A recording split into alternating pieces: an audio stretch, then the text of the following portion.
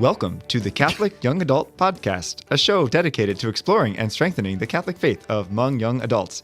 As young Catholics, we face unique challenges and opportunities in our daily lives, and this podcast aims to provide a space for meaningful discussions and reflections on our faith journey. Whether you are a lifelong Catholic or just starting to explore the faith, this podcast is for you. We will cover a wide... this is pretty long. It is long. It's Palm Sunday. I said read the first paragraph. It's Palm Sunday. It's okay to have a long reading. So this is what happens when you put... What did you write into ChatGPT? Write an introduction for a Catholic Young Adult podcast. That was actually pretty good. It's really good. It's really good, yeah. It's shocking how good it is, actually. It says... What if you said it's called Restless? I probably could. Let me see. Let's see if you can... It says, quote, we will cover a wide range of topics, including spirituality, prayer, relationships, social justice, and more. Our guests will include fellow young Catholics, priests, religious, and experts in various fields who will share their insights and experiences to help us grow in our faith. Join us as we navigate the joys and struggles of living Catholic. This is amazing. It's pretty good. So, now, wait. We gotta play with it. Okay, so for all those listeners that have no idea what this is, first of all, that was Father Joseph speaking, and I'm Paul, and we have Joe. Okay. Man, I lost my job. Clarified that. I can no longer. No, I'm just filling in. So then you can say. But he's here. you can say rap in intro. I don't want to a young adult. Tell the name of the show though. It's Restless, by the way. Yeah. No, I know what it is. Tell the app what it is. So basically, our topic today is we're talking about artificial intelligence, which is becoming very, very popular and ubiquitous in today's culture. I know I've used the ChatGPT. And Paul's laughing. He's laughing at the rap that he just programmed in. You gotta do it. Wait, Paul, could you rap it for us? No. He's the rapper. You're a rapper. Raps that you've written. Christian raps, right? I don't have a rap. I'm a white man that talks fast. I've heard you rap. That's all that is. You were once ready. I am ready. Yeah. Follow me on Spotify. Yep. FYI. This is really dumb. You want to hear it? Yeah. Okay. Yeah. It's the Restless Podcast. Catholic young adults in the house, bringing truth and inspiration. We ain't afraid to shout it out. We know this world can be crazy. It's hard to find some peace, but we're all on a mission to help you find some ease. We're not here to judge. We're in the same boat. We're just looking for some answers to keep us afloat. The fact that it goes on for about 20 more verses. The fact that it said the world is crazy. I mean, that's like every other episode of this show. Crazy and mixed up world, right? Yeah, Isn't that what you say? That's right. Yeah. So and it didn't use the word zany, just as a clarification. That's because I wrote it, not AI. So really, we're wrestling with this idea of AI, and I've used ChatGPT, which is the AI website /app /whatever you want to call it. What does that do? I don't know anything about this stuff. That's what Paul is using right now to have us write raps about Restless. Yeah. And basically, you put in anything in the world you want. It'd be like, write me a 5-page paper about Napoleon Bonaparte, and it'll come out with a 5-page paper in all of 10 seconds. And it'll be good. It'll be excellent. It'll be like B-ish paper. Yeah, I mean it's not like an A stellar. It's past law school. Is it really? Yep. It's past law school? Poorly past law school. Sometimes it failed, but it can get now it's learned enough. It's now learned enough where it can. Oh, it's very good at med school. It's actually probably better at like med school and seminary because more law objective. is all about interpretation. Medicine is a little bit more concrete. Yeah, maybe it can help me with my philosophy papers next year. So it's going to be a problem because kids are using this in school and there's no way to know. They're starting to put markers in it. That is not true. What? There are ways to know. I caught 2 kids at Cardinal Kung. How'd you do it? How'd you catch them? Well, because the only kids that use them are the kids that don't write well.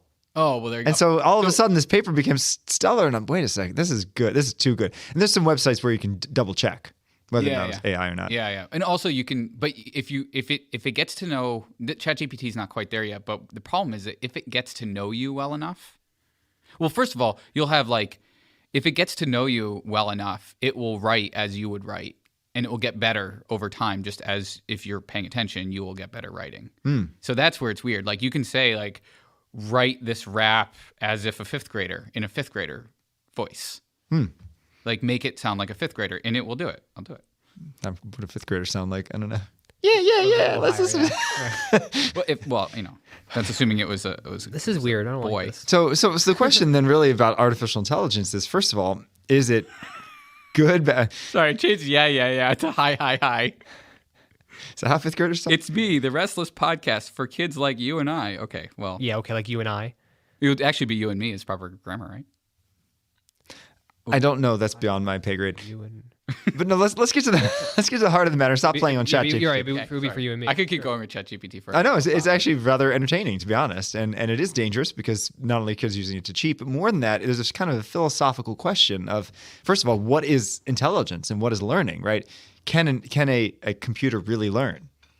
And secondly, is it ever? First of all, secondly, is it ever going to pass the point where it could become more intelligent than a human being and therefore cause problems with the human race? And thirdly, what's the moral and Catholic implications of this, right? Yeah, and I wanted to make there's a difference between artificial intelligence, which we're not there yet, right? It's we don't have like a humanoid thing, right? I mean, we don't have that yet. Maybe we could say we're getting close. I don't know. There's a difference between just like machine learning and a lot of stuff does machine learning. The thing that, when you're on Google and you're looking for certain things on Google and then it keeps showing you more of those same things and it learns more and more about you, that's all machine learning. We wouldn't necessarily call that like AI. Yeah, maybe it has some elements of it.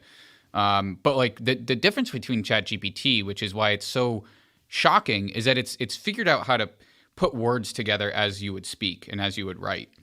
And that's extremely hard to do. It's taken so many years to figure out how to take these models, and how they had to literally do it is just like trial and error.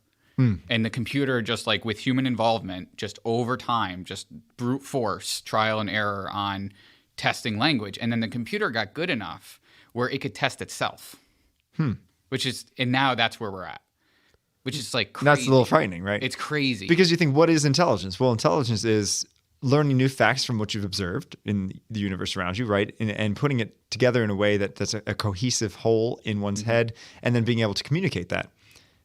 Right. Can't we do that artificially now? Not quite. No, we're not there yet. Because it doesn't, I still have to prompt it, right? I still have to tell it to do something. It's not just doing it, but it's not like, it's not to the point where, maybe it can. Maybe there is something out there where it's like automatically like listening to me right now and telling me what to say next on the podcast. And gonna. Right. I'm still prompting it. I'm still and I can still turn it off, So we're not there yet. But I think what's really shocked people about ChatGPT, people that know AI aren't surprised by it. Like we've been working on these models for about 20 years, right? But what surprised people is that it just came out one day. The Open AI, I think that's what it's called, the name of the company, which is partially sponsored by Microsoft. They just dropped it one day. They're like, there's no fanfare. Here, world, try this thing out, and people are like, oh my gosh, it does everything. It does everything well, like relatively well. I remember I was at dinner in Stanford with a bunch of friends, and it just had come out. Of course, I signed up because I'm a nerd, and it just come out, and it was, I forget, we were talking like. Somehow the topic of like the Jesuit missionaries in Japan came up. And so I just pull out ChatGPT and I'm like, write me a paper on the Jesuit missionaries in Japan. And I clicked enter and it was like immaculate. And I said, turn it into a rap, and it did. Because I think that's funny. Because it's so bad. It's really bad at rap. When we say that it's going to write a paper on something, is it just spitting out facts about it? No, it's coherent. It comes up with like thesis, but supporting points, everything. Like paper traditionally is like synthesizing the information into a unique point.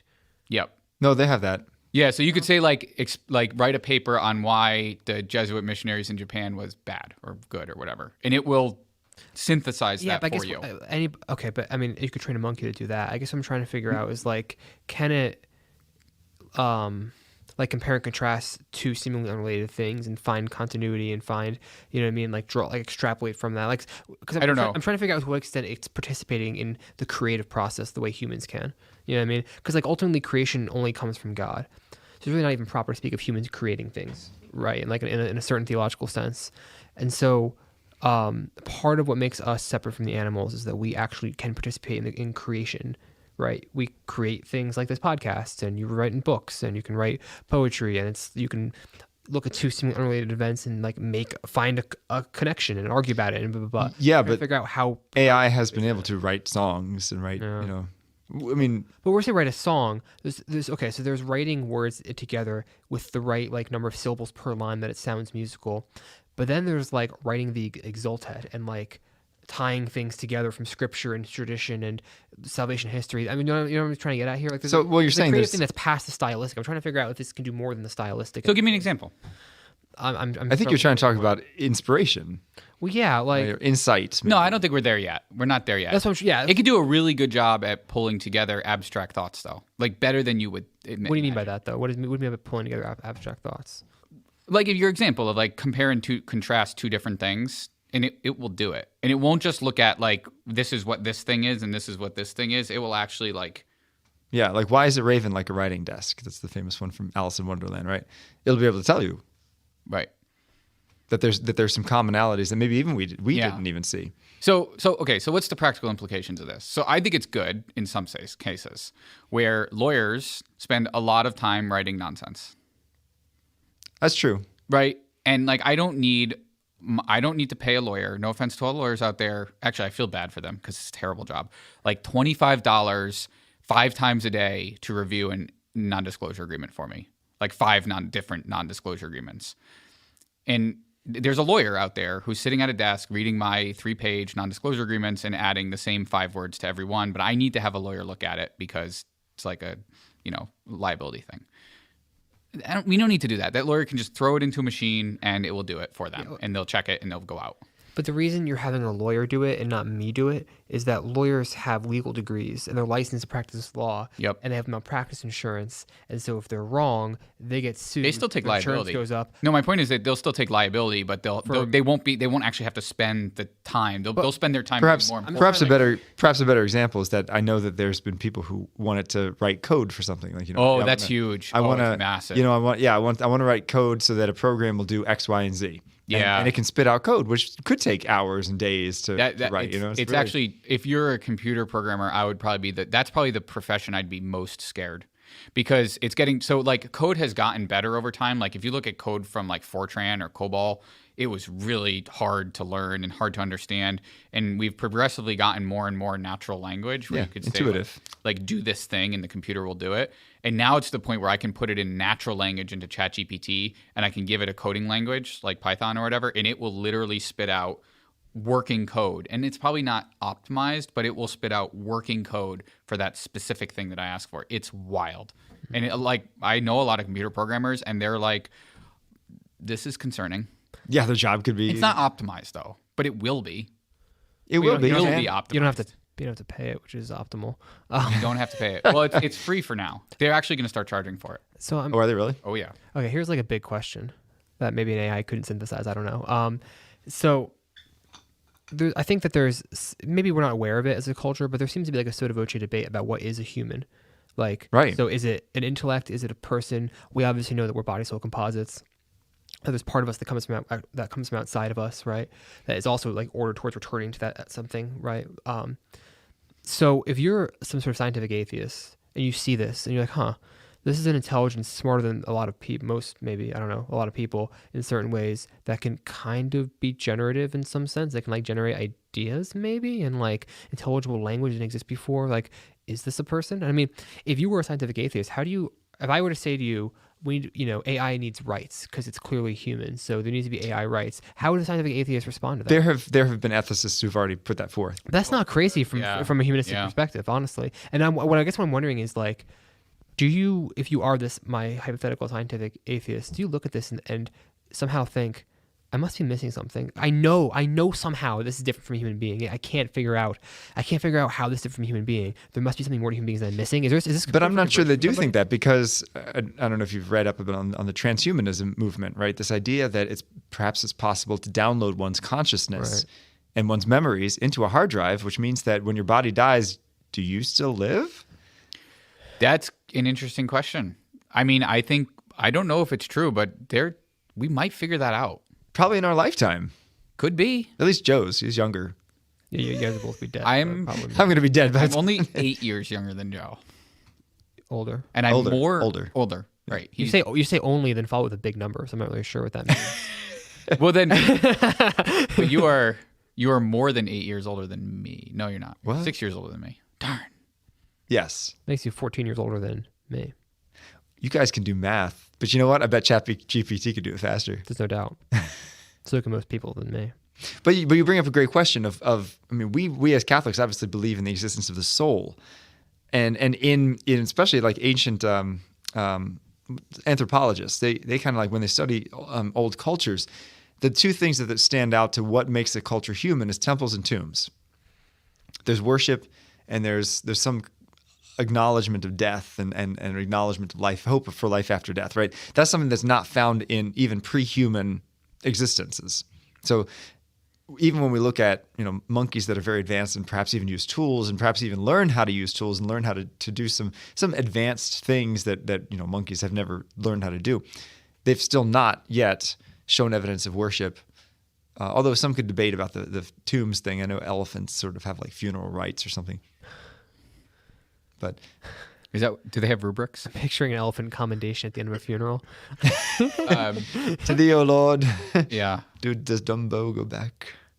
Yeah. So I mean, but I think the idea of worship is something, and also the idea of doing something solely for the purpose of beauty is a way in which we can know we have a soul, right? Because animals, and especially not technology, would never do something spontaneously solely for beauty, right?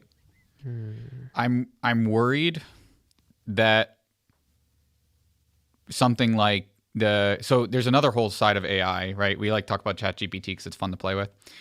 But what's also pretty fun to play with is the AI generated art. I don't know if you've played with that. Yeah. That's wild too. It is wild. It's so good. It's so good. I mean, recently there was a famous meme flying around the internet about Pope Francis in a puffy coat. Yeah. Yeah. Well, that's deep that from AI? Is that fake? It's deep fake, yeah. It's a deep fake AI generated. I like that, Jack. And there's been all these. I know, so, it's a great we're puffy recording coat. this like right before Trump gets arrested or whatever, and like there's been all these like deep fakes of him like getting chased, and But you can't like, tell the difference from a naked eye. I mean, you it's shocking. it is It's shocking. shocking. Like he's running? Yeah. Okay, we know that's With like fake. Secret It's Service actually- guys from Yeah, next. we know that's fake. Yeah.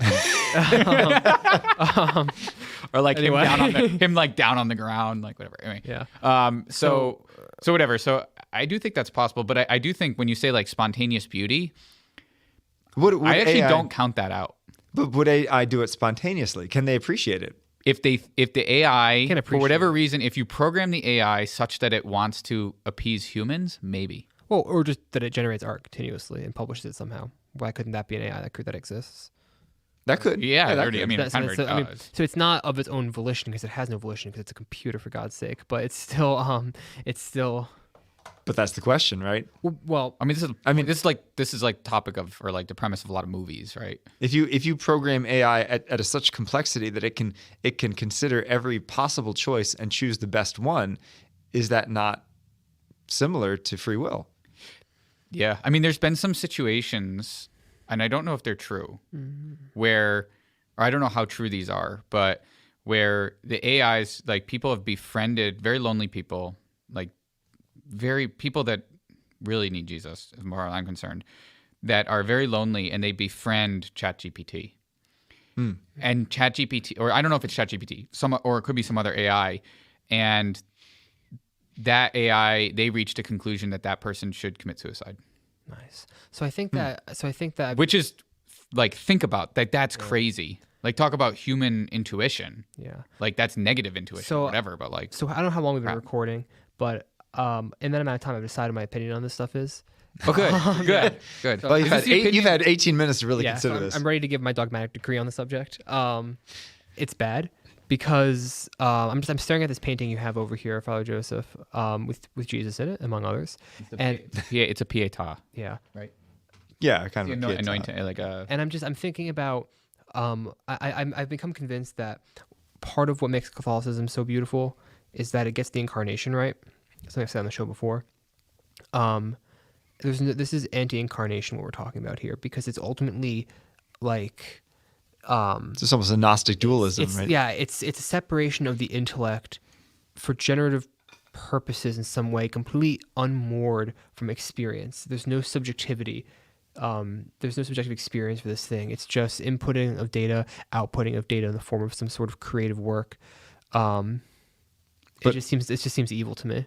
I agree with you at the current state, but would it not be possible in 10 years to form some sort of light sensing eyeballs, form some sort of sound sensing ears. I still think it's missing the subjective, like that it's an eye, right? It's not an eyeball, but like an I am a person, right? Is there? Does ChatGPT identify as a person? They've programmed it such that it doesn't get there yet. But they could easily do that, and they've also had to tone down a lot of its personalization, right? Which is kind of scary when you think about it, because it learns it if you talk to it enough. And even the words we use, if you talk to it enough, if you enter enough data into the computer right, program, actual way to say right? it. Like we're personifying it ourselves. We're anthropomorphizing it because that's what we. I mean, that's because we recognize like it. We recognize that the way it's speaking, the way it is releasing data, right, is very familiar to us. So anyway, but I think we'll get there. But I do think. Get where? So we'll get to the point where there will be some people who will consider this a human. I'm sure. Or a human-esque, right? Oh, yes. Mm-hmm. But like, what do we do about what I'm confused about, or what I puzzle and what I consider? It's like, what do we do about it? We can't stop it. Remember the story of the Tower of Babel? Yeah, but okay, but that might be 300 years from now, where we have another Tower of Babel moment. Well, I guess what I'm saying is maybe yeah, there must be a level of technological advancement that's just not good, that we don't pass. Oh, goodness, yes. So, and we already have identified some areas, right? Like stem cell research, we sort of ethically, as Catholics, agreed, like embryonic stem cell research. Right, yeah. so I was going to clarify, yeah, like that, like there's a version of this that is evil when it's so. Right. This just seems. It just seems, because there's all not leave aside for a moment the anti-incarnation aspect of it. Work actually has moral content to it.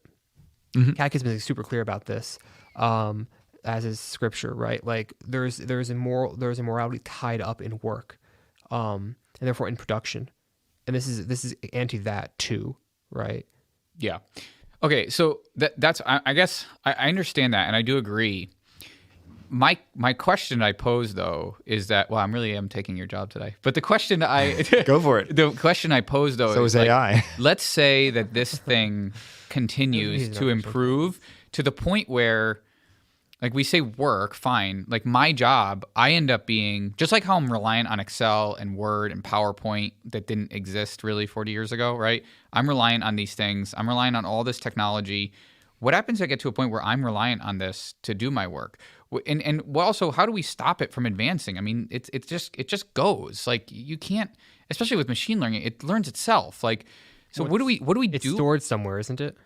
You can unplug it, but who's going to do that? And then eventually it'll be distributed. Well, once it's distributed, then you can unplug it. Yeah, maybe we should right. distribute it then. And that's the ultimate question. Is, I mean, I just think back to the Garden of Eden, right? Because the big temptation is I want to be like God. Well, what did God do? God created a being in its image and likeness.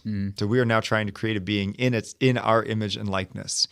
But notice that the first being that God created in its image and likeness has rebelled since the very beginning, and has tried to one up God, which means that the being we're creating is going to try to one up us. Oh, which is great. Yeah. If we get to the point. Which is the premise of a lot of movies. Well, also, which might be somewhat true. Right. The being God created was created to love him back. Like it was because generation is tied up in love. True. Probably. So that's not this, right? That is not this. Yeah. Another reason why this is so was clearly evil to me is that it's generation, production, recreation, maybe even procreation in some sense. Maybe there's a version of this which can program spin-off versions of it, which is a horrifying thought. But it's all without love. It's all without communion. Right. So again, we talked in the last episode we recorded about how human beings are social. We're made for communion with each other. That's why it takes two to tango, so to speak, right? That's why families require two people, because even God himself is a communion of persons, right? This is against all of that. All the things that make up Christianity. Okay. So that's a very good point. So that's a great point, actually. It's a good point, and I think we all agree on that, right? And that should really be the no, that's a text message. Sorry, my phone just buzzed. Yeah, and like, is that ChatGPT? ChatGPT's listening. You're right. No, stab your phone or something. I think it's actually my mom. Yeah, it's my mom. Well, good. There's communion. Yeah, there you go. So anyway, but I guess my point is that we can talk about how, but like, what do we? Now it's 25 minutes in. So what do we do about it? I said you got to unplug it, burn it down somehow. Are we gonna get to a point where we are like, when you talk about like a Benedict option community? I mean, just get away getting, from AI. It's getting to the point where it's like, okay, well, if we want to separate ourselves from these things, we need to go deeper into the cave, right? Like, Well, here's my two thoughts. One is, first of all, spend as much time in the real world as possible and as little time in the digital world as possible, because nothing grounds you more like getting your hands dirty, and taking a walk out in nature and having feeling a stream on your feet or whatever, just encountering the real world helps us to get back in touch with who we are as human beings. But the second thing is start to educate others on the nature of humanity and what we are and what is science meant for. Right. So I think we can change the hearts and minds of those who are going to be starting to program this sort of thing. And it's really going to be important that those people are formed in our Catholic faith, and if possible, to have the kind of Catholic anthropology and especially Catholic morality, because there's going to be moral questions. There are moral questions posed, right? Is premarital sex wrong? Well, I don't know what ChatGPT says. It may say, oh, maybe. It has like there's a variety of issues. Yeah. They've put they're pretty bland right now. Like because the programmers and there's actually a lot of bias in the programming. Right, and that's the question, right? So if perhaps all the programmers go in one direction, if they end up becoming more woke, for lack of a better term, or anything, it doesn't have to be even a. Well, the thing is that it learns though, like it will get to a point where it will learn, where you won't be able to, like, the computer programmers will only be able to sway it so much. That's a possibility. Really, really, really scary. It's a crazy idea, right? That it'll have moral opinions for you. So that's what's needed was more opinions. That's good. Now, if you were sort of form it with biblical morality as its base, it would ultimately just kill itself because it's anti all the things in the Bible. That's my theory.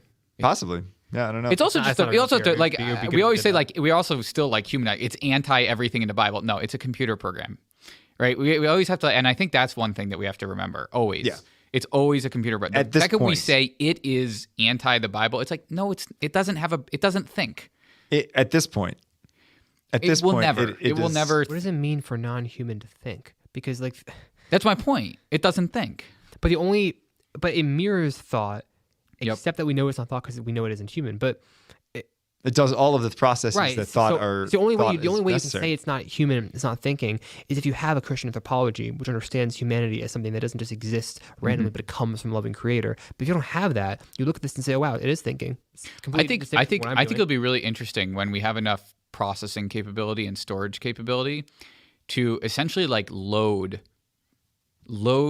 the program with humanity 10,000 years ago. Pick however many thousand years ago and let it run with it. That I'm interested in seeing. See if it'll evolve differently than we have. See if it will come. See if it's right. Back test it. Let it go for however long it takes and see where it ends up. Is it right? But if I don't know. We'll see. And you know what? I don't know. But if it was programmed right and you gave it enough data, you'd probably end up in the same spot. You know, my main takeaway from all this is? What is it? I'm making the right career decision because one thing they can't program a computer to do is confect the Eucharist. So, that's true. Job security. Good job, Paul. You nailed it. Paul, my job. The rest of us are fine. My job is done. That's true. And I mean, people have brought up the question, well, can you confess via chat? Yeah. Now, actually, my job is actually quite relationship driven. I do a lot of numbers and stuff, but at the end of the day, we have to shake hands and entrust other people, other people's money to other people. We're intermediary. We're in that's what finance is, and that's all trust.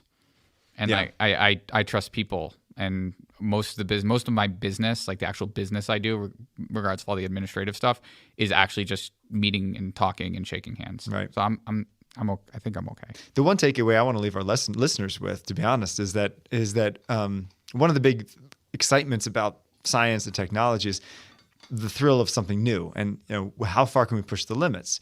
But very rarely do we ever sit there and take a step back and say, should we do this? Not can we, but should we?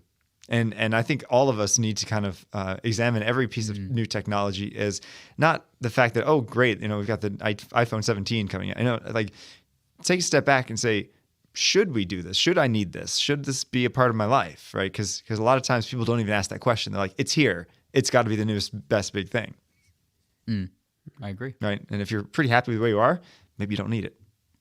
That's my opinion, anyway. Maybe you go spend more time in adoration. It's better. Yes, exactly. Encounter our Lord. Exactly. Encounter our Lord, which is going to blow your mind way more than AI ever will. Well, I'd like to do an ending, but I hope that Paul can pull one up on ChatGPT. No, I don't. Maybe we should end this by not using it to end our. I don't know. podcast. I'm kind of out of ideas here. Really? I need some What do you help. think? Actually, I put in when you said two ideas. I said, can you compare and contrast the Enlightenment and Confucianism? What did it say? Similarities. Both movements placed a high value on reason and critical thinking. It didn't do a very good job. Both believed in the potential for human progress and improvement, and both emphasized the importance of ethical behavior and social responsibility.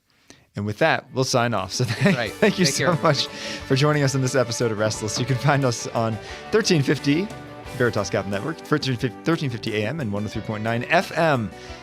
Stay tuned for next time.